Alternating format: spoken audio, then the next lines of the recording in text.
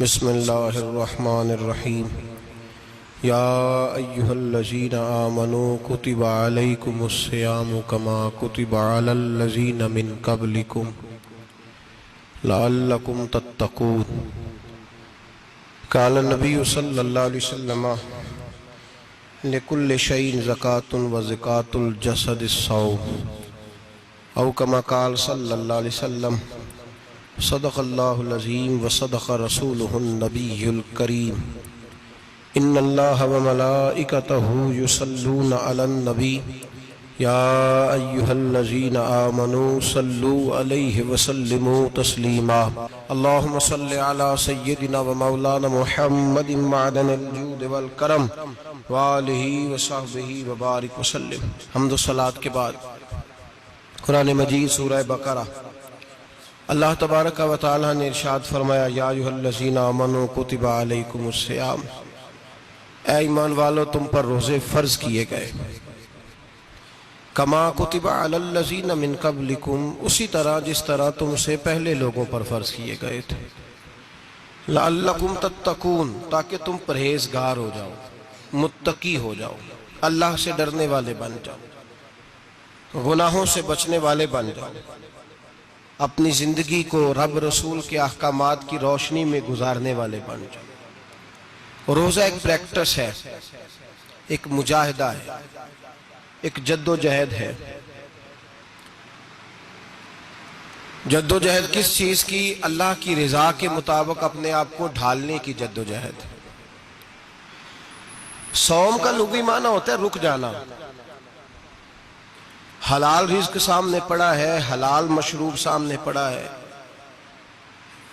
حلال رشتہ بیوی کا موجود ہے، لیکن ان سب چیزوں سے حالت روزہ میں رکنا، اللہ کی رضا کے لیے رکنا، اس کا نام روزہ ہے۔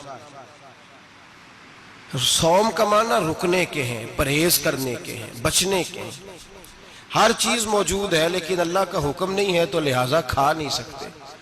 تو رب فرماتے جب جائز چیزیں تو میری مرضی کے بغیر میرے حکم کے نہیں کھا سکتا، تو انہیں رکنا ہے تو حرام کیسے کھا لیتا ہے؟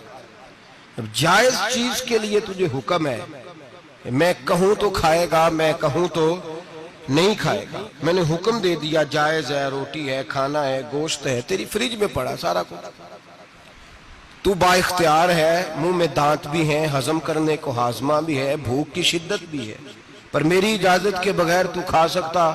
روزہ رکھ لیا، اب تجھے حکم نہیں کہ تو کھائے۔ جب جائز چیز میری مرضی کے بغیر نہیں کھا سکتا تو ناجائز کیسے کھائے گا؟ میرے نبی پاک علیہ السلام نے اپنے خوبصورت الفاظ کے اندر اس مفہوم کو بیان فرمایا۔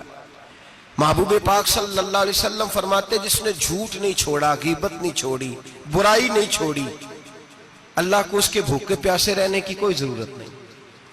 وہ کاہے کا رکا ہے؟ جب کوئی کام تو اس نے اللہ کی رضا والا کیا نہیں۔ روزہ رکھ کے دغا کر رہا ہے، روزہ رکھ کے جھوٹ بول رہا ہے، روزہ رکھ کے کم ماپ رہا ہے، تول رہا ہے، دھوکہ دے رہا ہے، رشوت لے رہا ہے، فراڈ کر رہا ہے، حرام کا مال کٹھا کر کے کہتا ہے اس میں سے چلو 10 دیگیں بھی پکا دیں گے۔ وہ بھائی جو کام اللہ نے تجھے کرنے کو حکم دیا تھا، جب تو وہ بجا ہی نہیں لا رہا، مقصد روزہ ہی تو حاصل، لعلکم تتقون۔ روزے کا مقصد یہ ہے کہ تو پرہیزگار ہو جائے۔ میرے نبی پاک علیہ السلام کی بارگاہ عالی مرتبت میں 2 عورتیں آئیں، یہ چیزیں کھا لو، کہنے لگی محبوبہ ہم نے روزہ رکھا ہوا ہے۔ فرمایا نہیں، تمہارا تو روزہ نہیں ہے، حضور رکھا ہوا ہے روزہ، سحری سے لے کر اب تک کچھ نہیں کھایا، شام تک بھی نہیں کھائیں گی۔ محبوب نے فرمایا ذرا کہہ تو کرو، الٹی تو کرو۔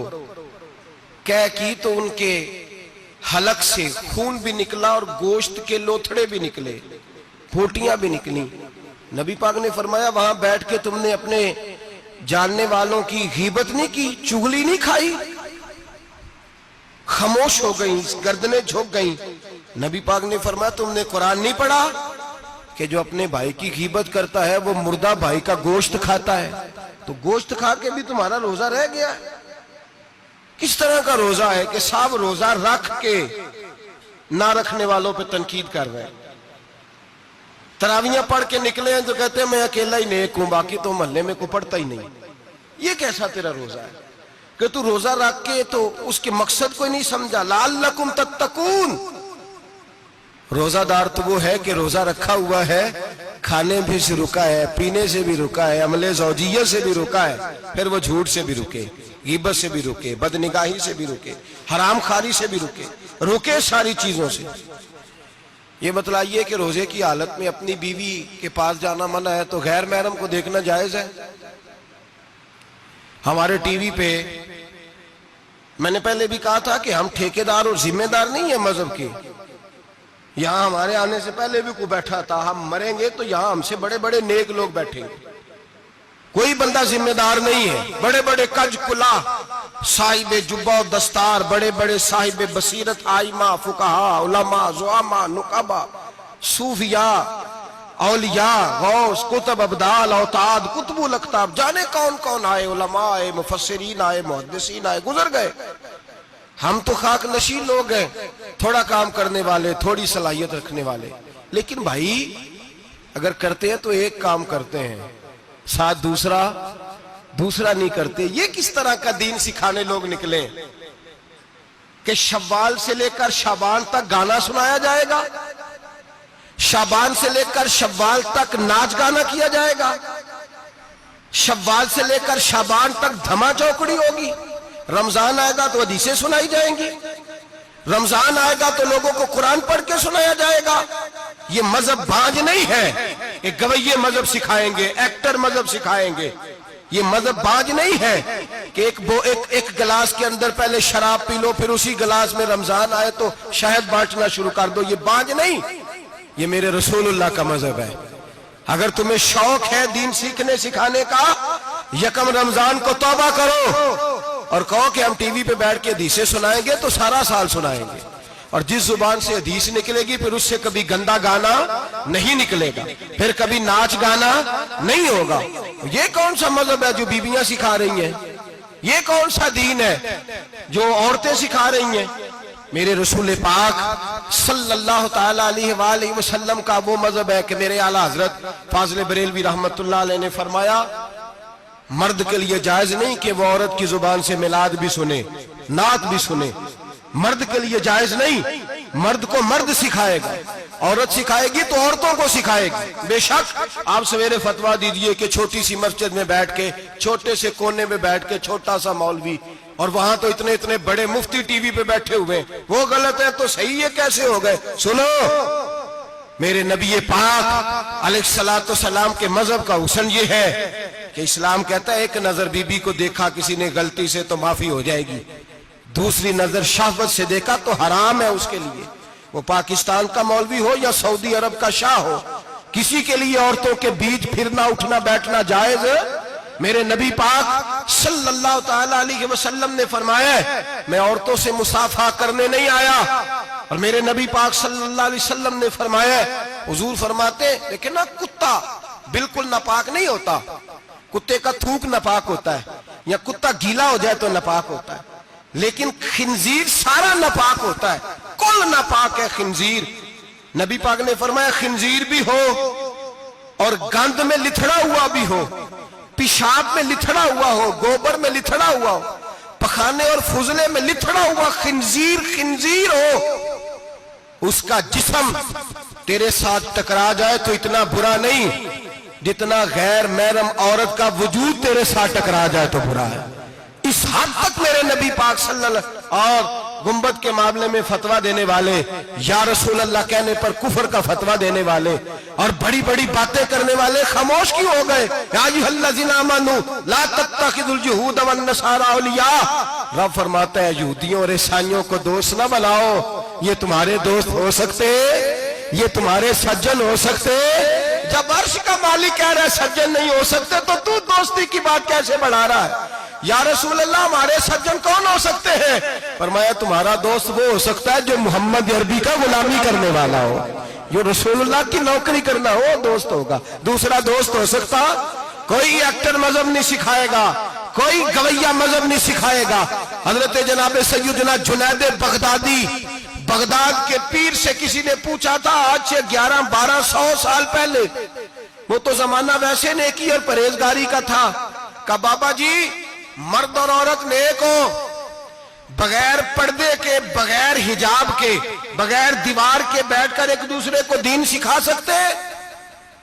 हजरत साहब बताइए, मर्द और औरत नेक हो तो बगैर पर्दे और हिजाब के एक दूसरे को दीन सिखा सकते हैं? तो हजरत जुनैद बगदादी फरमाने लगे, सिखाने वाला हसन बसरी हो और सीखने वाली राबिया बसरी हो तो फिर भी बगैर पर्दे के बैठने की इजाजत नहीं। तो मुफ्ती साहब को इजाजत किसने दी? मौलाना साहब को इजाजत किसने दी? बड़ा वो नहीं होता जो टीवी पे ज्यादा आता है, बड़ा वो होता है जो रसूलुल्लाह के दीन पे अमल ज्यादा करता है।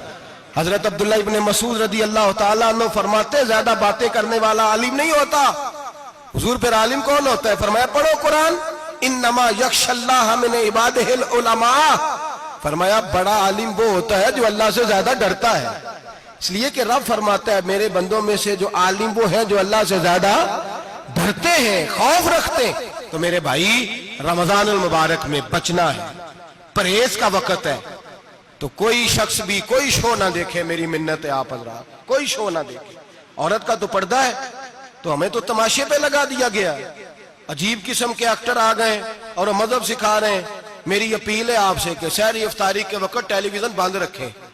क्या चीज खोल के रखें? या कुरान खोल के रखें या रसूलुल्लाह का फरमान खोल के रखें। अल्लाह रसूल की तरफ तवज्जो रखें, वो सीखने सिखाने का वक्त है। छोड़े गवैयों से दीन सीखा जाएगा। आप हमें कोई शिकवा नहीं, ये पक्की तौबा करें, सवेरे आए आके दीन सिखाएं। और मैं उनसे भी अपील करूंगा कि आओ दीन सिखाओ। हजरत फुजैल बिन अय्यास फरमाते, मैं डाकू था, कभी कभी छुप छुपा के जुमा पढ़ा करता था, फिर मैंने तौबा की तो सच्ची तौबा की, फिर मैंने तौबा की तो रब को राजी करने वाली तौबा की, फिर मैंने तौबा की तो छोड़ी हर शय, गरीबों का लूटा हुआ माल वापस किया, जिसके पैसे न दे सका उसके घर में जाके उसकी भैंसों को चारा डाला, उसके ऊंटों की खिदमत की, मैंने कर्जे चुकाए। फरमाया मैं सच्ची तौबा करके मस्जिद आया, जिस खतीब के पीछे मैं जुमा पढ़ा करता था वो मेरे हाथ पे बैठ करके मुरीद हो गया। अल्लाह तबारक व तआला ने अपने बंदों के दिल मेरी तरफ फेर दिए। फिर तुम्हें उसमें इनाम देने की जरूरत नहीं पड़ेगी, फिर तुम कुटिया नशीन बन के भी दीन फैलाओगे तो अल्लाह उसमें तासीर पैदा फरमा देगा। तो रोजे का माना रुकना है। रोजे का माना बोलिए, रोजे का माना रुकना। किससे? झूठ से, गीबत से, बदी से, बदनिगाही, खाने पीने। रोजा किस पे फर्ज है? अमीरों पे कि गरीबों पे? जी कहने ने मैं तो काम ही, मेरा तो काम ही मेहनत मजदूरी वाला, मैं कैसे रोजा रखूं? मैं तो दिहाड़ी लगाता हूं तो रोजा कैसे रखूं? मैंने नहीं किसी हदीस में पढ़ा कि रोजा वो रखे जो दफ्तर में बैठता है। सहाबा के जमाने में तो दफ्तर होते ही नहीं थे, किसी जगह नहीं लिखा हुआ रोजा वो रखेगा जो एसी में बैठता है, तब तो एसी थे ही नहीं।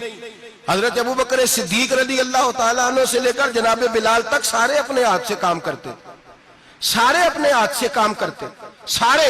हजरत उमर फारूक रज़ी अल्लाह तआला अन्हु खलीफा वक्त होने के बावजूद माले गनीमत के ऊंट चढ़ने जाते थे तो चरागाह में छोड़ने में जाते थे, लेने भी आते थे वापस।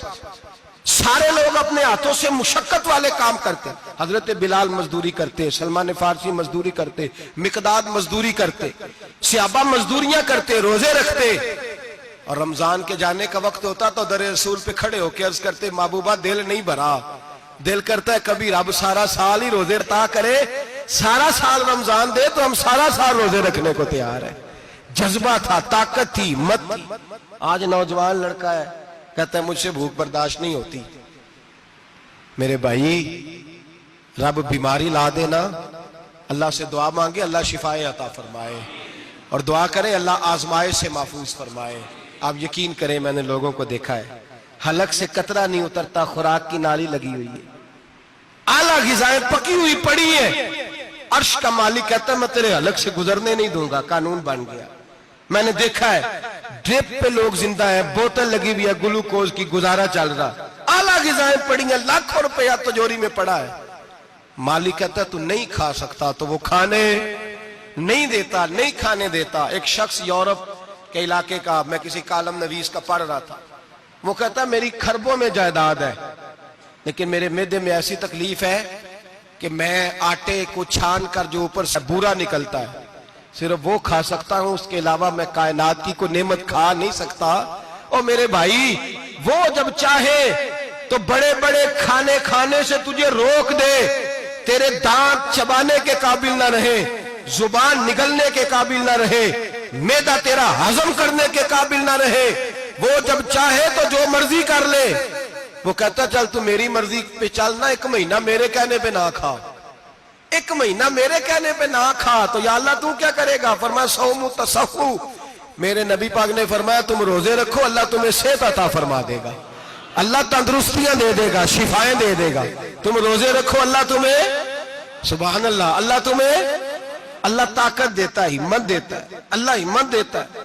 میں نے دیکھا ہے، میں نے بزرگوں کو دیکھا ہے، ضعیف لوگوں کو دیکھا ہے، کمزور لوگوں کو دیکھا ہے، میں نے دیکھا ہے روزے رکھتے ہوئے، مزدوروں کو دیکھا ہے روزے رکھتے ہوئے۔ میں اپنے ابا جی کو کہتا ابا جی اتنی سخت گرمی اور مزدوری آپ کرتے اور مزدوری کے عالم میں روزہ رکھتے، تو کہتے پتر روزہ کی آندا ہے، روزہ کدوں کو جاندا ہے، روزہ اپنی جگہ تے بے مزدوری اپنی جگہ ہوتے۔ اور کئی دفعہ مینوں فرمان لگے، مینوں یار سمجھ کوئی نہیں لگدی، پتہ نہیں روزے چ اللہ طاقت کتھوں دے چھڑدا ہے اتنی زیادہ، کام بھی زیادہ کریدا ہے تے روزہ بھی بھائی صوم تصحو، میرے مصطفیٰ نے فرمایا تو روزہ رکھ، اللہ تجھے صحت عطا فرما دے گا۔ رب تعالیٰ تجھے، یہاں ہوٹل کھلے ہوئے ہیں،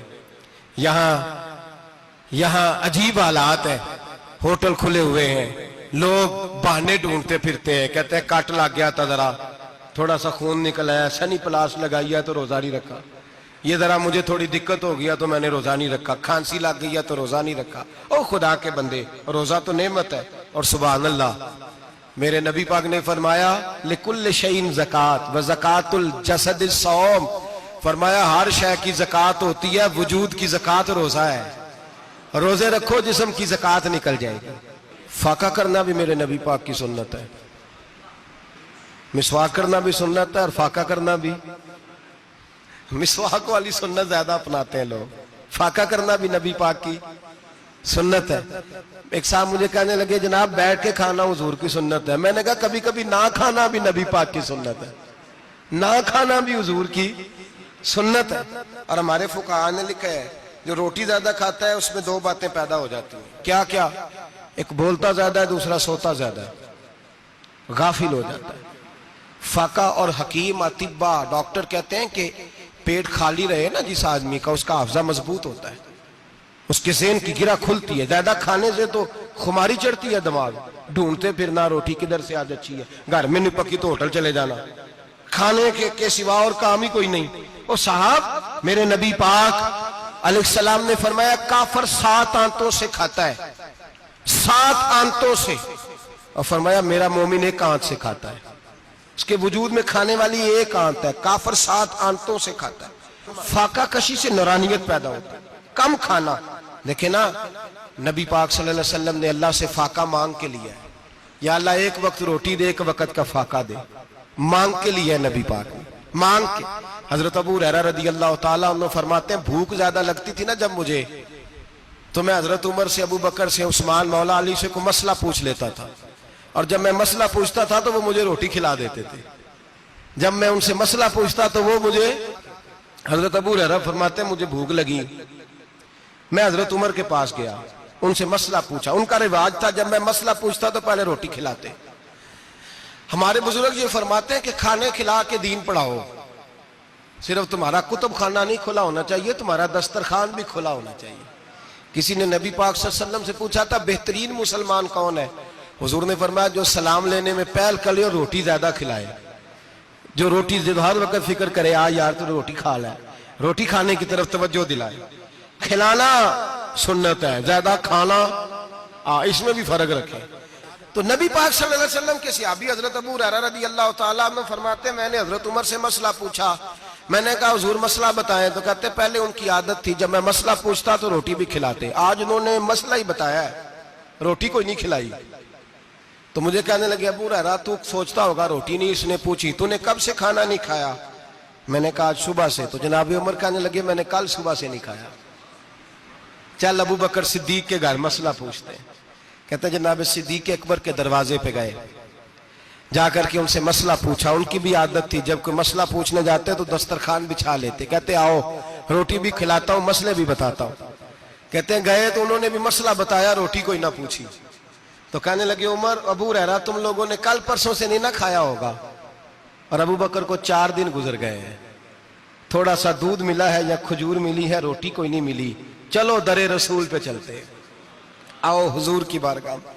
کہتے ہیں نبی پاک کی بارگاہ میں آئے, حضور نے چہرے دیکھے, کریم سے مسئلہ نہیں پوچھنا پڑا. میرے مصطفیٰ کریم نے فرمایا بھوک لگی ہوئی ہے تم تینوں کو, 3-4 دن ہو گئے.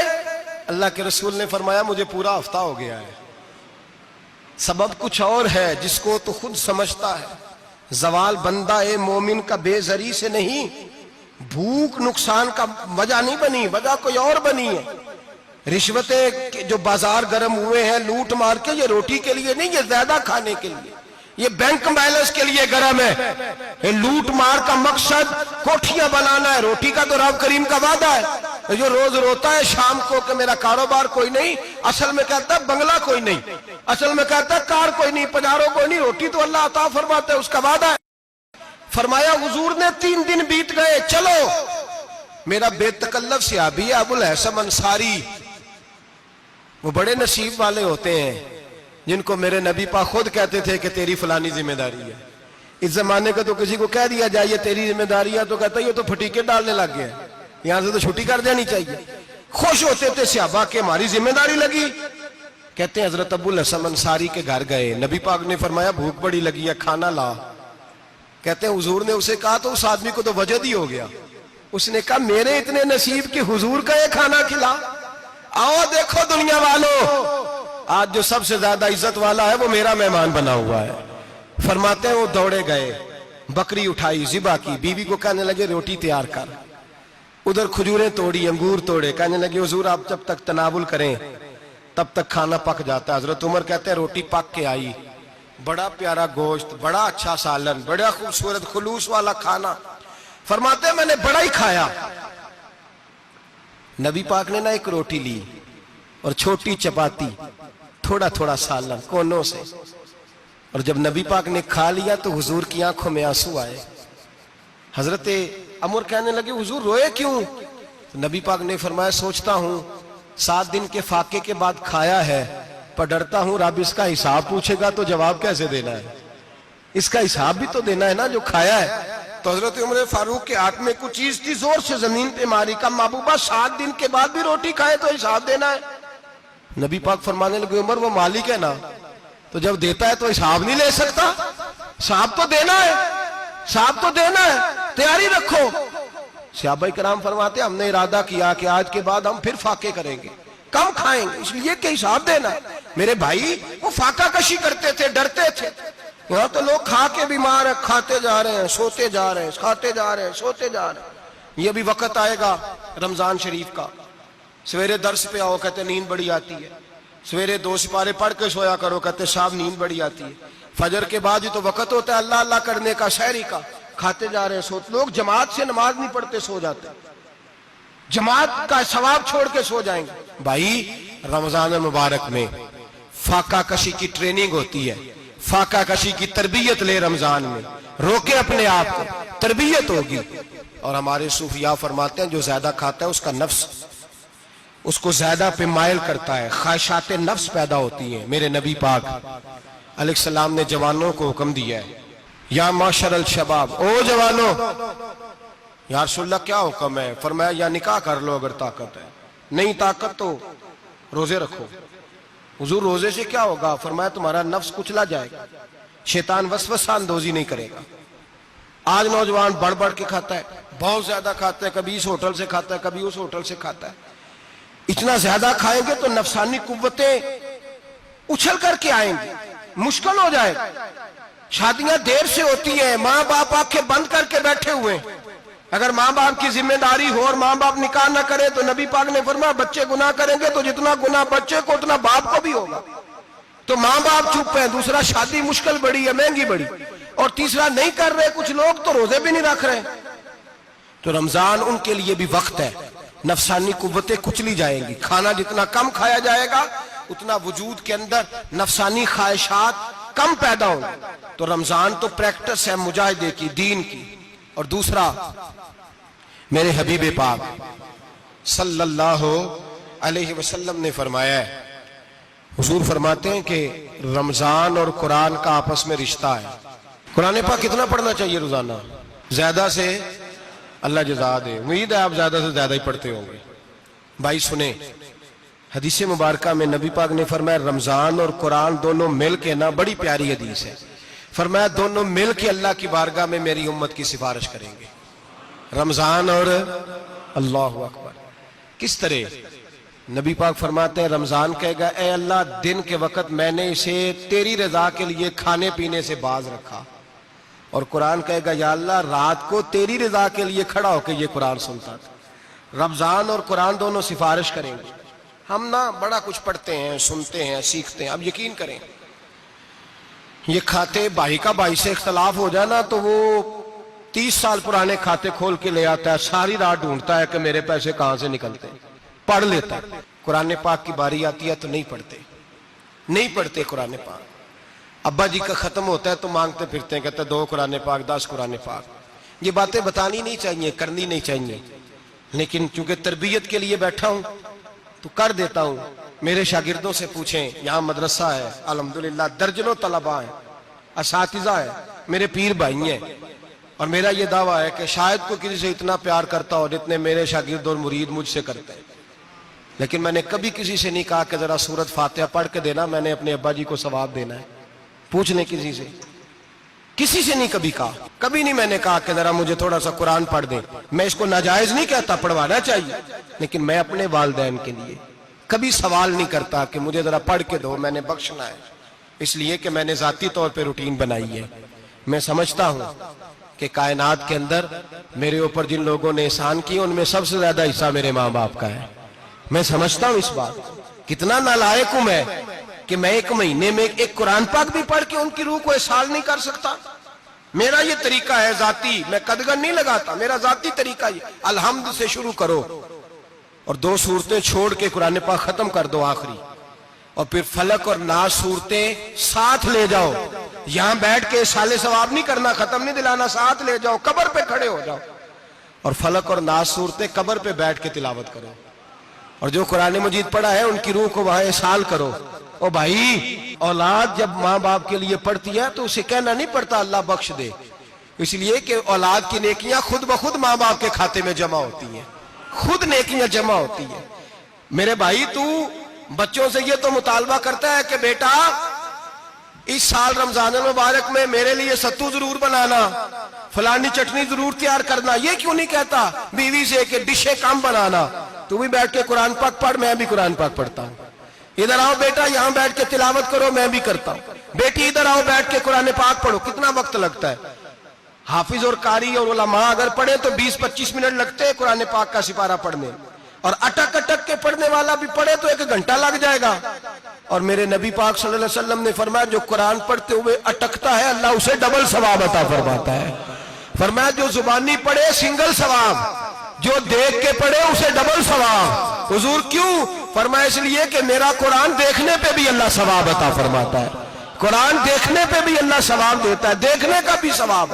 رمضان شریف میں قرآن پاک پڑھے, کھول کے پڑھے. اور میرے بھائی اگر تیرا بچہ پڑھے, اگر تیری بیٹی پڑھے, کائنات کا خوش نصیب باپ وہ ہے کہ بیٹا قرآن پڑھے, چاہے ناظرہ ہی پڑھے.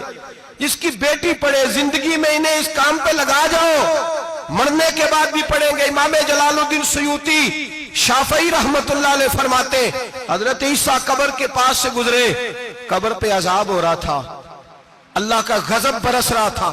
جناب عیسیٰ استغفار پڑھتے ڈرتے گزر گئے. تھوڑی دیر کے بعد, چند گھنٹوں کے بعد گزرے تو اسی قبر پہ پھول کھلے ہوئے تھے, رحمت برس رہی تھی. حضرت عیسیٰ علیہ السلام عرض کرنے لگے مولا تو بے نیاز ہے, میری طاقت نہیں تیرے کاموں میں بولنے کی, پر ابھی تو یہاں عذاب ہو رہا تھا, ابھی رحمت برس رہی ہے. جناب عیسیٰ کہتے ہیں آواز خدا بندی آئی, عیسیٰ بندہ بڑا گناہگار تھا, پاپی تھا, مجرم تھا, خطا کار تھا, لیکن جب اس کا انتقال ہوا, اس کی بیوی حاملہ تھی, اس کے پیٹ میں بچہ تھا, بچہ اس کے انتقال کے بعد پیدا ہوا.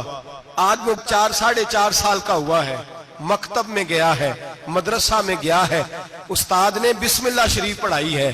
فرمایا اس نے توتلی زبان سے کہا ہے بسم اللہ الرحمن الرحیم, کہ ایسا مجھے بتلا اس زمین پر وہ معصوم جسے ابھی رحمان اور رحیم کہنا نہیں آتا, وہ توتلی زبان سے مجھے رحمان اور رحیم کہے. اور میں اسی زمین پہ اس کے باپ کو عذاب دوں؟ فرمایا اس نے ایک بار رحمان اور رحیم کہا ہے، میں نے اس کی باپ کی قبر کو نور سے معمور فرما دیا ہے، نور سے بھر دی ہے قبر، برکت سے بھر دی ہے۔ اللہ کرے میرے بیٹے بھی قرآن پڑھے، اللہ کرے میری بیٹیاں بھی قرآن پڑھے، اللہ کرے ہم سب کی اولادیں قرآن پاک پڑھے۔ لیکن نا امام اعظم ابو حنیفہ رمضان میں 61 قرآن پاک پڑھتے تھے۔ کتنے؟ 60 ٹیک اللہ اکبر۔ ایک قرآن پاک دن میں پڑھتے پورا، ایک رات کو پڑھتے، ایک تراویح میں پڑھتے۔ 61 قرآن پاک امام صاحب پڑھتے۔ آپ فرماتے میں نے چھوڑ دیے ہیں سارے وظیفے، میں صرف رسول اللہ کا قرآن پڑھتا ہوں۔ رمضان سارا قرآن پاک، سارا رمضان۔ اب تو عادت ہی نہیں رہی ہمیں قرآن پاک کی۔ اگر لوگ ناراض نہ ہوں تو محفل نعت ہوتی ہے تو تلاوتیں کتنی ہوتی ہیں، اور نعتیں ہم نے ذوق ہی نہیں بنایا، ذوق ہی نہیں بنایا ہم نے تلاوت قرآن کا، اس لیے کہ قراء علماء فقراء ان کو ہم تیار ہی نہیں کر رہے، ہم تو ایکٹر پال رہے ہیں جو پیسے لیتے ہیں نعت خوانی کے، معاذ اللہ۔ او میرے بھائی، کیا قرآن میرے نبی کی نعت نہیں؟ حضرت عائشہ صدیقہ رضی اللہ تعالیٰ عنہ کے پاس صحابہ گئے، کہنے لگے اماں جی ہمیں نبی پاک کا اخلاق بتلائیں۔ تو اماں جی کہنے لگی جاؤ جا کے قرآن پاک پڑھو، کان خلقہ القرآن، سارا قرآن میرے نبی کے اخلاق کا انعام ہے، یہ ساری نعت ہے، یہ ساری نعت ہے۔ اس نعت کو سننے لوگ کیوں نہیں آتے؟ اتنا رش میں اپنے نعت میں اتنا تراویح پہ کیوں نہیں ہوتا؟ اور ملت کا جوان یاد رکھے، بوڑھے تراویحاں پڑھتے ہیں، ضعیف تراویحاں پڑھتے ہیں، گھٹنوں میں درد ہے تراویحاں پڑھتے ہیں، بیمار بوڑھے تراویحاں پڑھتے ہیں، جوان وہاں چوک میں کھڑے۔ کیا جوانی اس لیے ہے چوکوں میں کھڑا ہوا جائے؟ کیا جوانی اس لیے ہے کہ سعودی عرب جانے کے لیے پاسپورٹ بنانا ہو تو 2.5 گھنٹے کھڑا رہے تو؟ شناختی کارڈ کے دفتر تو کھڑا رہے، پروٹیکٹر کے لیے کھڑا رہے، کافروں کے سامنے کاسا لیسی کرنے کے لیے تو کھڑا رہے، تو نوکری پہ جائے تو ساری رات کھڑا رہے، اور تو قرآن کے لیے کھڑا نہیں ہوتا؟ میرے محبوب نے فرمایا من قام ایمانا واحتسابا غفر له ما تقدم من ذنبه، فرمایا جو رمضان المبارک میں اللہ کی رضا کے لیے گناہوں کی معافی کے ارادے سے قیام کرے گا، راتوں کو عبادت کرے گا، اللہ اس کے پچھلے سارے گناہ معاف فرما دے گا۔ نوجوان ارادہ کریں، پروگرام بنائیں کہ انشاءاللہ قرآن پڑھنا بھی ہے، قرآن پڑھوانا بھی ہے، سننا بھی ہے، اور انشاءاللہ بولیے سننا بھی ہے اور پڑھنا بھی ہے اور پڑھانا بھی۔ ہمت کریں، دلیری کریں، آکے کھڑے تو ہو، اللہ توفیق عطا کرے گا۔ پہلی بات یہ کہ روزہ رکھیں، دوسری بات یہ کہ قرآن پاک کی تلاوت کریں، اور روزہ رکھیں تو روزے کے سارے حسن سمیت اسے رکھیں۔ نبی پاک نے فرمایا رمضان غمخواری کا مہینہ ہے، غمخواری کریں۔ ہمارے زمانے میں 2 قسم کی تکلیفیں ہیں، ایک تو غریب آدمی، اس کا حال یہ ہے کہ وہ مانگتے ہی گزارا کرنا چاہتا ہے، اس نے ہاتھ یوں کر لیا ہے تو اب اس کا یوں ہونے کو تیار نہیں۔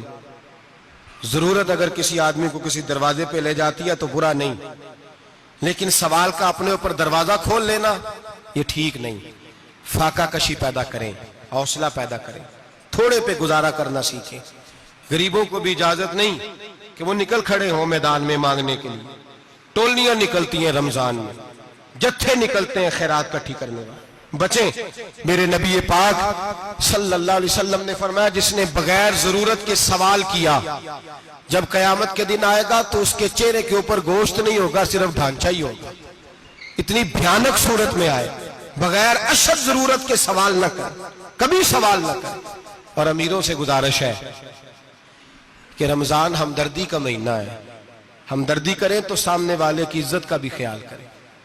یہ بات درست ہے کہ غریب سیاڑا نہیں ہوتا، اس لیے کہ جس کی جیب میں پیسے نہیں ہوتے بھائی اسے عقل بھی نہیں ہوتی، جس کے گھر کار نہیں ہوتی اسے چلانے کا طریقہ، جس کے گھر اوون نہیں ہوتا اسے چلانے کا طریقہ بھی نہیں آتا، جس کے گھر میں چیزیں ہوتی ہیں اسے چلانا بھی آ جاتا ہے، جدے کر دانے اودے کملے بھی اس کے سیانے ہو جاتے ہیں۔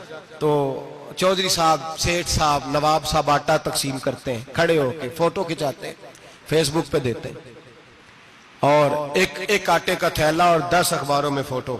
اللہ سے ڈریں، رمضان ہمدردی کا مہینہ، ہمدردی کا۔ غریب کو دیں تو اس کی عزت کو رسوا نہ کریں۔ میرے نبی پاک علیہ السلام کے صحابی حضرت عبداللہ ابن عمر رضی اللہ تعالیٰ عنہ ڈھونڈ کے لاتے تھے مسکینوں کو، ڈھونڈ کے اور جب لاتے تھے تو اپنے دسترخوان پر بٹھا کر اپنے ساتھ افطاری کرایا کرتے تھے. اور پھر فرمایا اللہ تعالیٰ نے لن تنالوا البر حتی تنفقوا مما تحبون، اللہ کے راستے میں وہ چیز دینی ہے جو تمہیں زیادہ پیاری ہو. کون سی چیز جو تمہیں؟ میں تھوڑا سا بے باک ہوں، بعض دوستوں کے ساتھ، سب کے ساتھ نہیں. ایک دوست مدرسے میں گھی دینے آئے ایک دفعہ، تو وہ والا گھی دے گئے جو سب سے سستا تھا. تو میں نے کہا مجھے دیانتداری سے بچائے، آپ یہی کھاتے ہیں گھر میں؟ کہنے لگے نہیں. تو میں نے کہا پھر ہم نے بچے مارنے کے لیے تو نہیں نہ رکھے ہوئے، کیا وہ والا گھی اللہ کے راستے میں پیاری چیز دے رہی ہے نا، اس لیے گلے گلے نوٹ لوگ مسجد کے گلے میں ڈال جاتے ہیں، پھٹے ہوئے ڈال جاتے ہیں، کہتے ہیں جوڑ لیں گے مولوی صاحب. اور خدا کے بندے پیاری چیز دینی تھی تو نے، اور تو نے اس کا ترجمہ الٹ کر لیا ہے. سمجھ لیں رمضان المبارک میں کسی غریب کی مدد کرنی ہے تو ساتھ اس کی عزت بھی کرنی ہے. نبی پاک علیہ السلام کے دروازے پر جب سے، یہ جملہ ایک ہے لیکن بڑا قیمتی ہے، صحابہ کہتے ہیں جب ہم دروازہ رسول پہ جاتے تھے خیرات بھی ملتی تھی اور عزت بھی ملتی تھی. خود بھیک دے خود ہی کہیں منگتے کا بھلا ہو، خیرات بھی ملتی تھی اور عزت بھی ملتی تھی. نبی پاک ساتھ عزت بھی دیتے تھے، مسکین کو غریب کو دیں اور خیر خائی کریں. جوتے بیچنے والے جوتوں کے ریٹ سستے کریں، کپڑا بیچنے والے کپڑے کا ریٹ، درزی صاحب بھی ریٹ سستا کریں، دکاندار بھی چیزوں کا ریٹ، حکیم صاحب پیسے کم لیں، ڈاکٹر پیسے کم کریں، حکومت نرخوں میں کمی کرے، اور یہ کام اجتماعی طور پہ کریں. میرے نبی پاک نے فرمایا رمضان غمخواری کا مہینہ ہے، اس میں غمخواری کرنی ہے، دوسرے کا خیال کریں، اظہار کریں، قربانی کریں. یہاں ہر چیز کا ریٹ بڑھ جاتا ہے رمضان شریف میں. ہر آدمی کہتا ہے میرا سیزن آ گیا ہے، توجہ بڑھائیں، خیال کریں، غمخواری کا مہینہ ہے. اور پھر آپ لوگوں سے یہ بھی گزارش ہے کہ رمضان المبارک کا جب مہینہ آئے تو جس آدمی کے ساتھ نیکی کرنی ہے وقت پہ کریں. کسی غریب کو پیسے دینے ہیں، کپڑے دینے ہیں تو یکم رمضان کو دیں. میں اکثر دوستوں سے پوچھتا ہوں، میں کہتا ہوں قاری صاحب نو جوڑا کدو دیندے ہو؟ کہندے 27 والے دن.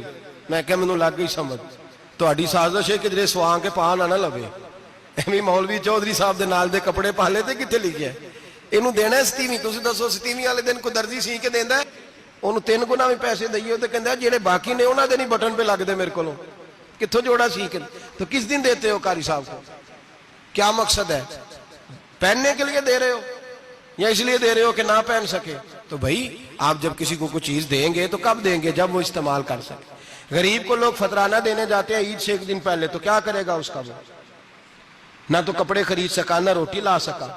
بلکہ میرے حضرت صاحب فرماتے ہیں رمضان سے پہلے دے دو، رمضان کی نیت کر کے رمضان سے 1-2 دن پہلے دے دو، اللہ رمضان جتنا ثواب ہی عطا فرمائے گا. رمضان سے پہلے دو جس کو کچھ ہے دینی، قبل از وقت تیاری کرو. اور میرے قبلہ حضرت صاحب فرمایا کرتے اپنے کپڑے بعد میں، غریب کے بچوں کے کپڑے پہلے، اپنے گھر کی ضروریات بعد میں، غریبوں کی ضروریات. اس لیے کہ اللہ پاک نے ان کا رزق بھی ہمارے گھر بھیج دیا ہے. ہماری ڈیوٹی لگائی ہے کہ تم نے بانٹنا، بانٹنے والے بنو. اور یہ ذہن بنائے کہ پتہ نہیں کس کا حصہ تھا جو اللہ نے میرے گھر بھیجا. یہ ذہن بنا کے بانٹ. اور جس کو دینے جائیں، ہاں آپ کو اجازت ہے تھوڑا بہت پتہ کرنے کی، لیکن تھوڑا بہت تفتیش کرنے کی اجازت، بال کی کھال اتارنے کی اجازت. میں نے دیکھا ہے لوگ غریبوں کا انٹرویو لیتے ہیں، تیرا تو فلانا کمانے والا نہیں، تیرا تو فلاں بچہ. او بھائی بہت سارے غریب ایسے ہیں، بڑے ہیں جو کمانے کی کوشش کرتے ہیں لیکن ان کا سبب نہیں بنتا. ہاں ہے ایسے لوگ جو سعودی عرب چلے گئے ہیں، کہتے ہیں تیرا تو فلاں باہر نہیں گیا ہے، لیکن سارے سعودی عرب جانے والے بھی مال کمانے کی طاقت نہیں رکھتے. کئی وہاں بھی بیٹھ کے بیچارے قرضوں میں الجھے ہوئے ہیں، وہاں والوں کے ظلم کا شکار ہیں. بہت ساری آزمائشوں میں تو تفتیش کرتا ہے. میرے امام شافعی کا ایک جملہ اگر آپ کو یاد رہ گیا تو بات بن جائے گی. امام شافعی رحمت اللہ، بلکہ حضرت غوث اعظم جیلانی کے پاس وہ بات آپ کو زیادہ فائدہ دے گی. حضرت غوث اعظم جیلانی کو ان کا ایک مرید سمجھانے لگ گیا، کہنے لگا حضرت جی آپ سب کو دیتے رہتے ہیں، ہر بندہ مستحق نہیں ہوتا، ذرا ٹٹول کے دیا کریں. تو غوث اعظم جیلانی فرمانے لگے بھائی مجھے تو لگتا ہے تو بھی ان چیزوں کا مستحق نہیں تھا جو اللہ نے تجھے عطا کر دی ہے. پہلے تو بتا تو مستحق تھا، تجھے اپنی حیثیت اوقات کا پتہ ہے جو اللہ نے تجھے دے دی ہے؟ طاقت تھی، کوالٹی تھی، تیرے اندر وہ صلاحیت تھی. رب نے تو نہیں تیری تفتیش کی کہ تو قابل ہے کہ نہیں، تو اللہ کے بندوں کی تفتیش کرتا پڑتا ہے. امام شافعی فرمایا کرتے، امام شافعی فرماتے رب تجھے پرکھ کے نہیں دیتا، ٹٹول کے نہیں دیتا، رسوا کر کے نہیں دیتا، تو غریبوں کے ساتھ یہ سارا ظلم کیوں کرتا ہے؟ بس پتہ چل گیا وہ ضرورت مند ہے تو دے، اس لیے کہ اجر تجھے غریب نے نہیں دینا، اجر اللہ نے دینا ہے، اور اللہ اجر عمل پہ نہیں دیتا، اللہ تو نیت پہ اجر عطا فرماتا ہے۔ تو نیت دیکھ تیری کس طرح کی، تو میرے بھائی غریب کو دیں قبل از وقت دیں۔ رمضان مبارک میں چوتھا کام، بات آخری اور چوتھا کام سنیں، رمضان میں دین سیکھیں۔ شیطان قید ہوتا ہے زیادہ سے زیادہ، اور جب آدمیوں کا پیٹ خالی ہوتا ہے نا تو ذہن جو ہوتا ہے نا وہ بھی اس کا فریش ہوتا ہے، اس میں کوشش کریں دین سیکھنے کی۔ میرے نبی کریم صلی اللہ علیہ وسلم نے اس دین کو علم کا دین قرار دیا ہے، شعور کا دین قرار دیا ہے، فہم کا دین قرار دیا ہے۔ نبی پاک صلی اللہ علیہ وسلم نے فرمایا ایک عبادت کرنے والا عشاء کے بعد کھڑا ہو اور فجر تک نماز پڑھتا رہے، ایک عالم دین عشاء پڑھ کے سو جائے، اٹھ کے فجر پڑھ لے، تو وہ 70 عبادت کرنے والوں کا درجہ زیادہ نہیں، عالم کا درجہ پھر بھی زیادہ ہے، اس عالم دین کا درجہ زیادہ ہے، اس لیے کہ وہ لوگوں کو آگاہی دیتا ہے، شعور بخشتا ہے۔ یہ دین جو ہے یہ، اور نبی پاک صلی اللہ علیہ وسلم نے فرمایا عبادت کرنے والے پر عالم کا درجہ اتنا ہی زیادہ ہے جتنا میرا درجہ اپنے غلاموں پر زیادہ ہے۔ عالم کو حضور نے اتنا بڑا مقام دیا، دین سیکھیں، شعور حاصل کریں، یہ فقاہت کا دین ہے، شعور حاصل کرنے کا دین ہے۔ اور نبی پاک صلی اللہ علیہ وسلم نے فرمایا دین کی ایک بات سیکھ لینا 1000 نفل پڑھنے سے زیادہ درجہ رکھتی ہے، دین کی ایک بات سیکھ لینا 1000 جنازے میں شرکت سے زیادہ درجہ رکھتی، دین کی ایک بات سیکھ لینا، میرے نبی پاک صلی اللہ تعالیٰ علیہ وسلم ارشاد فرماتے 1000 مریض کی عیادت کرنے سے زیادہ درجہ رکھتی ہے۔ فرمایا جس نے رات کے ایک لمحے میں دین کی ایک بات سیکھی، اللہ اسے ساری رات عبادت کرنے سے زیادہ ثواب عطا فرمائے گا۔ میرے ایسا فرمایا کرتے جب سیکھنے والے کو یہ ثواب ملے گا تو بتائیے سکھانے والے کو کتنا ثواب ملے، اسے اللہ کتنا درد۔ رمضان آ رہا ہے، شیطان قید ہے، دین پھیلانے کی کوشش کریں، جد و جہد کریں۔ بڑی نیند آتی ہے فجر پڑھ کے، لیکن اگر کسی کا ارادہ بن جائے کہ دین سیکھنا بھی ہے اور دین بچوں کو، تو پھر کوئی نیند غلبہ۔ ایک مثال ایک عالم نے سمجھائی، کوئی بزرگ تھے درویش عالم، ان کے پاس ایک عورت آئی، کہنے لگی میں بچوں کو سویرے بڑا جگاتی ہوں، بچے جاگتے نہیں نماز کے لیے۔ بڑا عجیب جواب دیا بزرگوں نے، درویش نے، عالم نے، کہنے لگے بی بی کیوں نہیں جاگتے، جگایا کر، بیدار کیا کر، اٹھایا کر۔ کہنے لگی بڑی جدوجہد کرتی ہوں، اٹھتے نہیں، بیدار نہیں ہوتے۔ اللہ والے تھے نا۔ کہنے لگے یہ بتا اگر اس کمرے میں آگ لگ جائے تو پھر بچوں کو کیسے بیدار کرے گی، آگ سے بچانے کے لیے کیا کرے گی؟ پھر تو بالوں سے پکڑ بھی گھسیٹنا پڑا تو گھسیٹ کے کمرے سے لاؤں گی، پھر تو چوٹیں لگتی ہیں تو لگ جائیں، پھر میں پرواہ نہیں کروں گی۔